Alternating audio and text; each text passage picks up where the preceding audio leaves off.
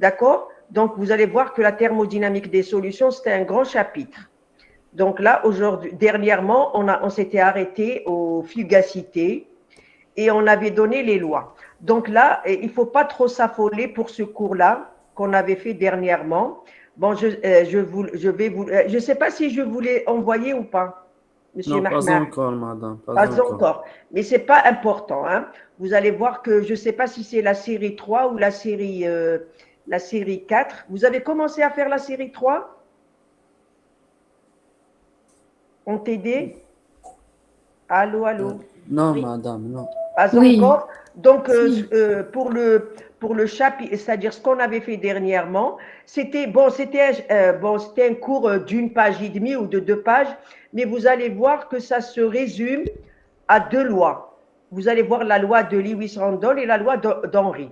Et en TD, vous allez voir, vous allez appliquer justement ce cours-là. Je ne sais pas si c'est l'exercice numéro 3 ou 4 de la série. Il me semble que c'est la série 4. Hein. Là, c'est pour déterminer les constantes d'Henry. Donc, il faut que tu aies les lois. C'est juste des formules et des lois à connaître hein, pour le cours qu'on avait fait dernièrement. Je vais vous envoyer le cours détaillé, et vous allez apprendre les lois et les définitions. Il y a une solution idéale. Ce n'est pas vraiment un cours que vous allez appliquer à chaque fois dans les séries, dans les examens, d'accord. Vous allez connaître surtout une loi qu'on va appliquer en TD, c'est pour déterminer la constante d'Henry, ou là, la loi de Raoult. Qu'est-ce que c'est la loi de Raoult? Qu'est-ce que c'est la loi d'Henry? Comme qu'est-ce que c'est qu'une solution idéale? Qu'est-ce que c'est qu'une solution réelle? هذا ما كان وهادو رانا نعاودوهم à chaque fois. Les solutions idéales, les solutions réelles, on aura c'est-à-dire l'occasion de les revoir à chaque fois. Mais le début, le cours qu'on avait vu dernièrement, c'est-à-dire vous allez voir que c'est juste 2 lois à apprendre. Bon, les cours, je vais vous envoyer le cours détaillé et il n'y aura pas de problème. Maintenant, si vous avez des problèmes, on peut les revoir quand on va faire les cours en présentiel. D'accord? Quand c'est un cours que vous, c'est-à-dire des choses que vous voyez à chaque fois, il faut qu'on aille tout doucement. D'accord? Mais quand c'est des lois à apprendre, des définitions, bon, on appelle comme le cours détaillé, d'accord? Alors, aujourd'hui, on va essayer de faire la suite, toujours sur le cours sur la thermodynamique des solutions. Aujourd'hui, on va voir, c'est-à-dire on va parler des variations des propriétés thermodynamiques associées au mélange. Wesh معناتها؟ معناتها, c'est-à-dire vous avez par exemple une fonction thermodynamique, je donne l'exemple de V, le volume. La variation le volume, c'est-à-dire delta V, hein, vous allez voir qu'on va essayer de symboliser la variation par Zm ou delta Z. Hein, on va voir ce que c'est. Hein. Alors, je vais essayer de vous lire le début. Je ne sais pas si tout le monde, la plupart sont là, mais à peine 17. D'accord? Bon, parce que là, c'est très important le début. Hein.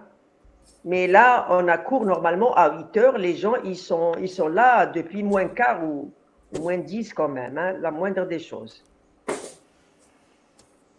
Alors, qu'est-ce que c'est qu'une variation de propriétés thermodynamiques associées au mélange? Les variations qui est symbolisée par delta Z ou Zm. Vous allez voir que la plupart du temps, on va lui symboliser par Zm, Z exposant M, avec Z qui représente soit l'énergie de Gibbs, c'est-à-dire l'enthalpie libre. L'énergie de Gibbs, نسموها aussi l'enthalpie libre G. Bon, عندكم هذاك Z, il peut représenter H, il peut représenter V, etc.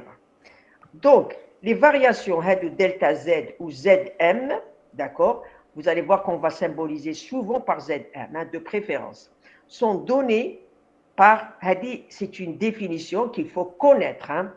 Qu'est-ce que c'est une variation, delta Z, ou on lui a symbolisé par Z exposant M, c'est pour ne pas confondre avec ce que vous avez fait l'année passée, ou la delta G, delta H, parce que quand Z représente delta G, donc vous allez avoir delta G. Alors si on vous dit calculer delta G, c'est pour ne pas confondre avec la variation d'enthalpie libre et tout. Là, le delta Z, c'est pour ça qu'on préfère représenter par Zm, Z exposant M.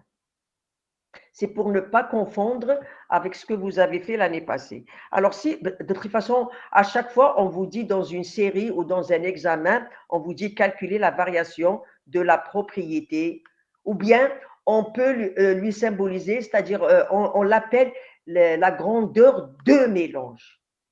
Alors, ne confondez pas la grandeur du mélange et de mélange, parce que quand il y a des étudiants, les traltons. Alors, quand on vous dit du mélange, c'est le total.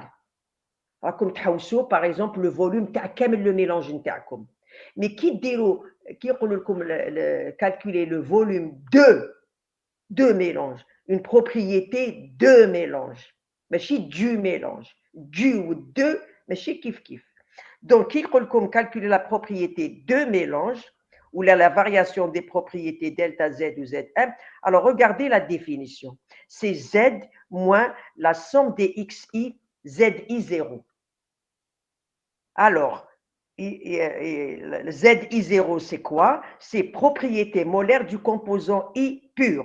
Propriété molaire. Mais si je vais mettre Z est égal à M, tout comme volume molaire partiel du composant I. J'espère que vous avez revu qu'est-ce que c'est qu'une propriété partielle, propriété molaire partielle. Oui, madame. À tout le cours parce que c'est très important. Si Oui, vous c'est n'avez pas d'un revu, composé dont tout le mélange. d'accord, c'est la propriété, le composé I dans le mélange.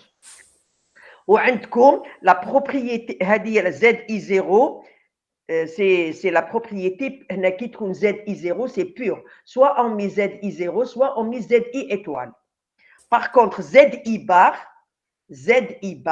c'est la propriété partielle qui compte dans le mélange, qui compte le composé mélangé à un autre composé. Et les propriétés يتغيروا. D'accord? Donc, le Z de delta Z qui est égal à Z à la puissance exposant M, qui est une propriété molaire de mélange, c'est Z moins la somme des XI, ZI0. On vous donne ce que c'est Z, Z. Z, c'est la somme des XI, ZI bar. Alors, quand vous allez développer, tout l'île comme Zm est égal à la somme des XI, ZI bar moins ZI0. Haïlik, le Zm qui est aussi le delta Z. Alors Z, ça peut être H, ça peut être G, ça peut être V. Alors, on va donner un exemple. Imaginez que Z est égal à V.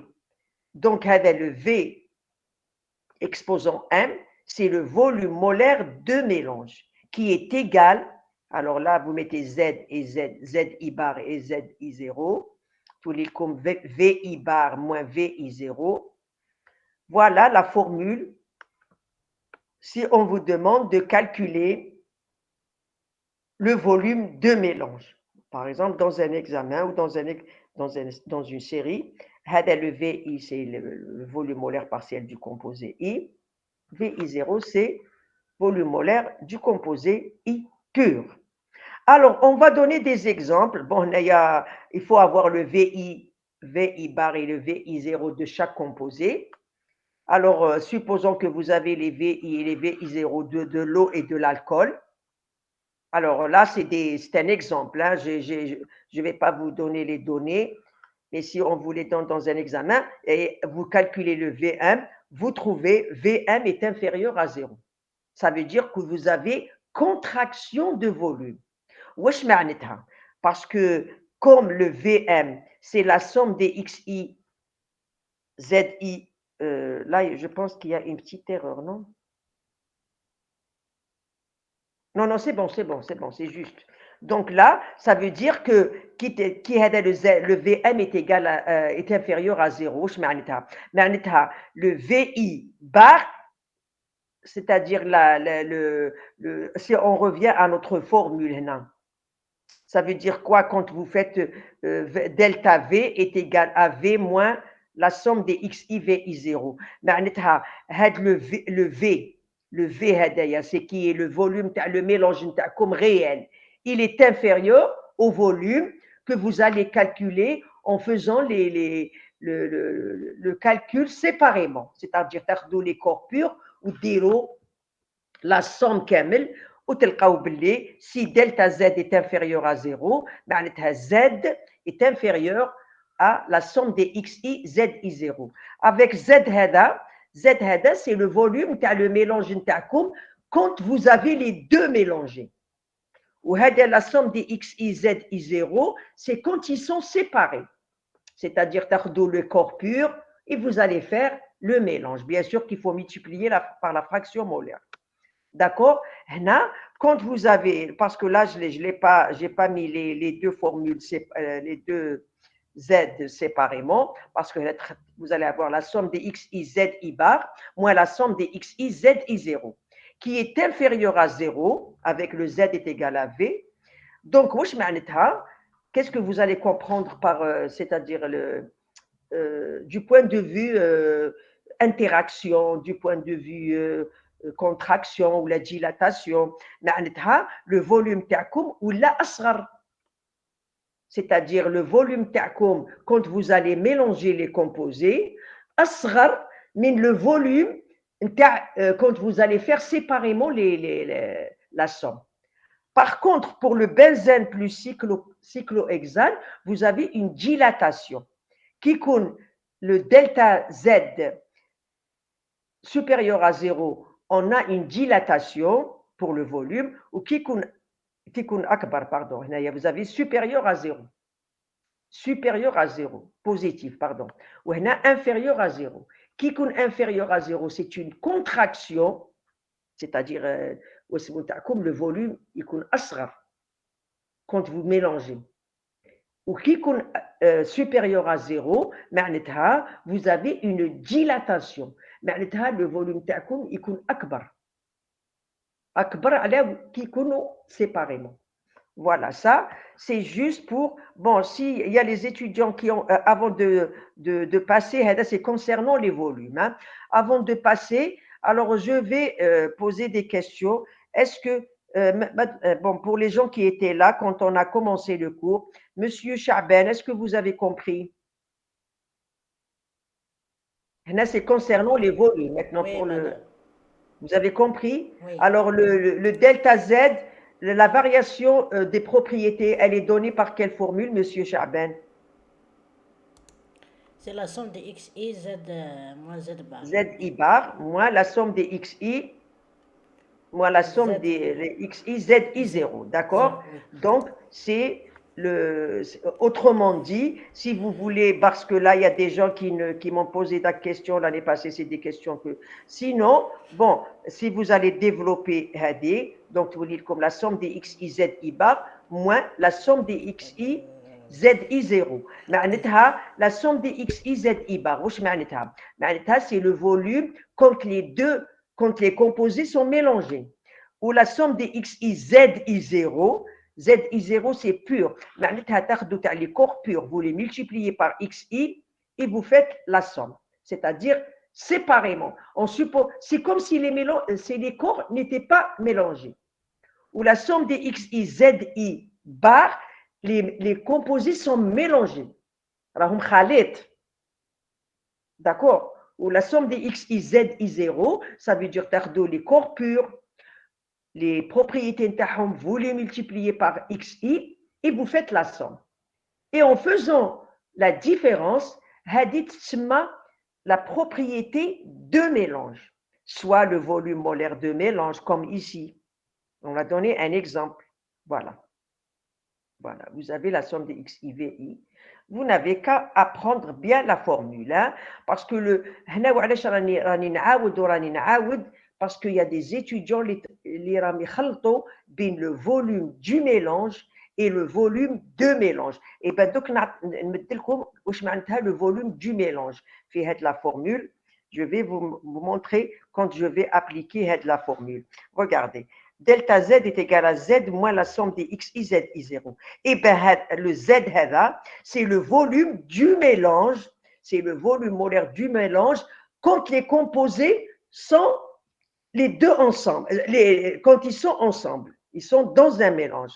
Ou hadaya moins la somme des x, i, z, i0, la somme des x, i, z, i0, c'est toujours le volume du mélange, mais en faisant le mélange séparément. Nardo les z, i0, c'est-à-dire les propriétés interlicorps pures, on les multiplie par xi, wundiro, c'est-à-dire que les z, i0, c'est pur. Par contre, le Z, c'est le XIZ, ZI bar. Le ZI bar, c'est la propriété, le mélange quand les composés sont mélangés. Ou la propriété تتغير. Qui يكونوا les composés purs عندهم ZI0 وكي يكونوا يتخلطوا le ZI0 هذاك يتغير يولي ZI bar. Donc il faut que ديروا bien donc هذا c'est la propriété du mélange réel الحقيقي qui يكونوا mélangés وهذا c'est la somme تاع les x, y, z, i0 quand les composés sont purs ماشي مخلطين كل واحد وحده et on fait la somme. D'accord, donc là il faut que bien dire on l'applique soit pour les volumes, soit pour l'enthalpie H, soit pour l'enthalpie J. Pourquoi je ne voulais pas trop avancer et très bien, parce que les étudiants, ils font des confusions. Ils خلطوا bien le volume du mélange et le volume de mélange. En thermodynamique, c'est différent. Alors, on va déterminer maintenant, on va donner la formule. Qu'est-ce que c'est? Bon, c'est la formule c'est la formule générale. Maintenant, on va voir à quoi c'est égal aussi. Bien que en remplaçant, alors regardez. Par exemple, quand je vais appliquer la formule, la somme des xi, zi bar moins zi0, on va l'appliquer pour l'enthalpie libre. Hein? Gm. Alors, détermination des propriétés de mélange, Gm, Vm, Hm, Sm. Alors, Gm, on va appliquer ça. Sachant qu'à T constante, alors regardez, alors, bon, c'est la formule générale. Maintenant, on va voir à quoi c'est égal aussi. Alors, sachant qu'à T constante, dgi bar. C'est les cours qu'on avait fait dans les potentiels chimiques. Hein. C'est RT d log de FI. DGI bar, c'est égal à RT d log de F. Pourquoi? Parce que regardez, si vous allez revoir votre cours, alors supposons que vous enlevez, et je vais appliquer cette formule d'une façon générale. À quoi est égal DG? DG est égal à RT d log de F. Ça, on l'a vu dans les potentiels chimiques. DG, ne regardez pas le bar et le i. DG, d'une façon générale, DG est égal à RT d log de F. Si on veut appliquer ça aux propriétés partielles, on dirait I, on dirait I. Maintenant, si c'est un composé I, tout l'ina partiel. Donc, on dirait une barre. Et pour la fugacité, je vous ai dit dernièrement, quand le F, c'est une propriété partielle, puisqu'on met le I. Quand on met l'indice I, la propriété est partielle. Donc, on déroulera normalement une barre. Mais je vous ai dit dernièrement pour les gens qui étaient présents que concernant pour les fugacités et les coefficients de fugacité phi, on déroule la barre, on déroule un chapeau. C'est une convention d'écriture. D'accord. Pour toutes les propriétés partielles qui déroulent le I, le fait de mettre I, le composé I dans le mélange. Donc, c'est une propriété partielle. On déroulera une barre. Le F, on déroule un chapeau. Bon, maintenant, là, c'est concernant les écritures. Hein. Attends, je vais essayer avant d'avancer. Est-ce qu'il y a des petites questions concernant l'écriture? Parce que normalement, la formule DG est égale à RT D log de F. On l'applique soit pour le mélange, soit pour un composé. Alors, si c'est un composé I dans le mélange, on met les barres et on met les chapeaux pour les fugacités, les coefficients de fugacité. Soraya Zitouni, est-ce que vous avez compris? Monsieur Mahmer, est-ce que vous avez des problèmes concernant la formule? Non, madame. C'est clair. DG est égal à RT D log de F. Ouais. D, c'est général. D'accord, parce que là, pourquoi je suis en train d'insister, c'est des questions qui reviennent chaque année. Il y a des étudiants qui ne revoient pas bien leur cours. Ils ont des problèmes. Ils suivent, mais mal. Ils suivent très mal. Alors moi, je n'ai pas envie d'avancer. Ça ne m'intéresse pas d'avancer dans les cours si l'étudiant n'a pas bien compris le... D'accord? Pas ici, ici. Là, regardez, là pour la démonstration, toutes les démonstrations pour ne pas trop tarder dans ce cours, parce qu'il y a plusieurs propriétés, qu'est-ce qu'on va faire? Je vais essayer de commencer la démonstration et pour la suite, pour le développement, je vais vous envoyer le détail sur le PDF. Je ne vais pas revoir la démonstration étape par étape. On commence et je vous dis la suite de la démonstration, elle est dans le PDF. On va avancer dans le cours. Ça ne sert à rien de vous prendre par la main et vous dire voilà, voilà, voilà. Dès comme la démonstration, et pour avancer le cours, je vais vous envoyer le PDF, d'accord? Alors, sachant qu'AT égale à toutes ces formules, la formule, elle a été vue. Alors maintenant, faites l'intégrale. Alors, il faut bien suivre. Hein? Regardez, faites l'intégrale. RT, puisque T est constante. Donc, tradjouham l'intégrale. Alors, regardez ici les bornes. La variable, comment on appelle ça? Comment on appelle ça? Vous êtes la fonction là. La fonction, c'est GI bar. Donc, vous intégrez entre GI et GI0. Alors, en thermodynamique, quand vous faites des intégrales concernant une fonction, alors la borne supérieure, je fais les potentiels, je fais les pressions, si vous avez bien revu vos cours. Hein? On essaye d'intégrer entre la borne supérieure une propriété qui est inconnue. C'est-à-dire la valeur, elle est inconnue. Mais la borne inférieure, on essaye de donner quelque chose de connu. Il faut qu'il y ait une valeur connue, FI0 et GI0. Mais là, au lieu de donner des valeurs, on dit que c'est standard, FI0 et GI0. C'est-à-dire le GI0, c'est l'enthalpie standard. Quand on met GI0, c'est l'enthalpie standard du corps pur. Ou FI0, c'est la fugacité standard du corps pur. FI0, GI0, c'est des valeurs qui sont connues. Par contre, le GI, pour n'importe quelle fugacité, d'accord? FI, GI. Par contre, FI0, c'est fixe. C'est pour une valeur FI. Le GI va être une valeur quelconque. La FI, GI, par contre, FI0, c'est une valeur fixe. Donc, la borne inférieure, c'est une valeur qui est connue. Alors, quand vous allez intégrer la fonction, c'est FI, tout l'île comme FI et FI0. Bon, s'il vous plaît, il y a le chapeau qui manque. Le FI, parce que regardez, il y a le chapeau. Il y a le chapeau qui manque. Hein. Donc, c'est toujours entre une valeur FI et GI, parce que la fonction GI, on va dire la fonction, c'est FI.